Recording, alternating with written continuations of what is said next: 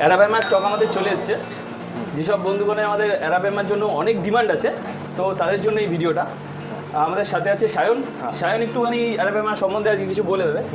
তো আমাদের কিছু বন্ধুর মানে রিকোয়ারমেন্ট ছিল যে কত বড় ট্যাঙ্কে আমরা এই অ্যারাপাইমাটা রাখতে পারবো। দেখো, আমাদের যা সাইজ আছে অ্যারাপাইমার 7-8 ইঞ্চি, তো এই সাইজ অনুযায়ী তুমি 3 ফিট থেকে স্টার্ট করতে পারো অ্যারাপাইমা।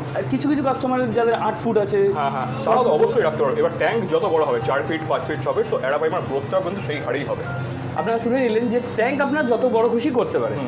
নেক্সট কোয়েশ্চেনে চলে যাব যে এর ট্যাঙ্ক মেট কী কী থাকবে, এর সাথে কী কী মাছ আমরা রাখতে পারি। এরা যেহেতু মনস্টার কমিউনিটির মাছ, তো এদের সাথে সব মনস্টার ভ্যারাইটি রাখতে হবে। ছোটো অ্যারাপাইমার সাথে যদি আমরা বড় অ্যারোয়ানা ছেড়ে দিই, তাহলে কিন্তু ট্যাঙ্কে অ্যাগ্রেশন ইস্যু হবে। তো সাইজ মেনশন করতে হবে যে কত সাইজ, সেই বুঝে আমরা বলবো, পুরো গাইড করে দেবো।